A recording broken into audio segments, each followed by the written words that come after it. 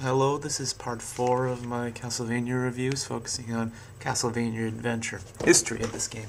It first came out in December of 1989, and the overall consensus that this game is not well liked by Castlevania fans. This is due to the perception that it's a poorly designed game because the protagonist, Christopher Belmont, walks so slowly. However, I really want to go against the norm and feel that the game was designed with this in mind.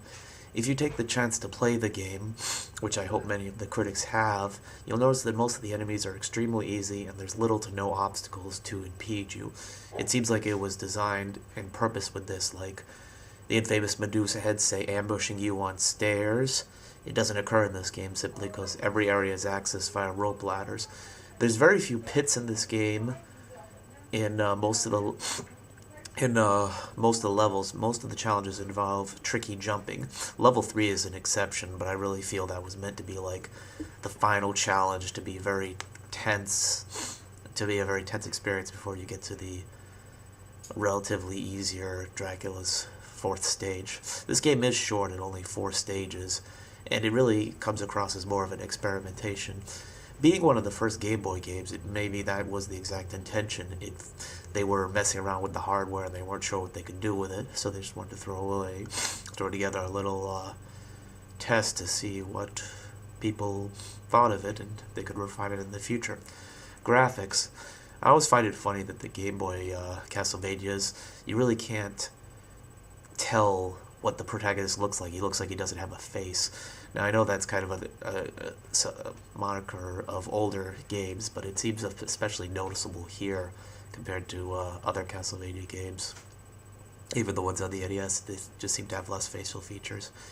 I think the graphics are pretty good, well detailed. The backgrounds for the first stage are in a wooded area, almost a swamp with mudmen and stuff, and I think it sets the tone well. The music in this game is, well, first, my opinion of music on the Game Boy is much of my opinion on the NES. There's only a handful of titles that really have good music at all, and that's simply because of the limited sound chip. It just, in my opinion, it's not capable of synthesizing good music. As I had said, the compositions aren't poor. It's just they aren't able to auditorily sound like good music. This is one of the exceptions, especially the first stage, Battle of the Holy. It's quite a good piece of music, and the other themes stand out, but that one I feel can be listened to even outside the game, as in the collector's edition that came with this. I wanted to read the timeline for this game also that I mentioned in my earlier reviews to see what that has to say.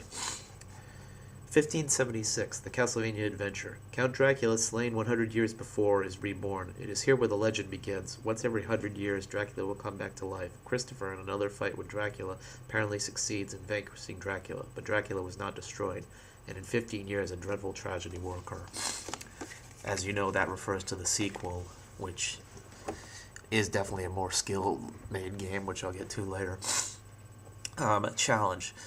This game is not really a particularly hard Castlevania, with the exception of level 3, and I don't really want to spoil that too much, but I think everyone knows what I'm talking about. That really is the only area where you really have to be very precise with your jumps, and where speed does come into a factor, but it's still not incredibly hard. The bosses are really easy in this game too, because not just with the powered up whip, which allows you to destroy them from across the screen, they're easy even with the other whip. With the lowest leather whip, many of them can be beaten with just hit-and-run tactics. Very few of them will even attempt to hit you. They have very recognizable patterns, and that, I think, goes with more evidence to prove that this really was like a test game. Fun factor.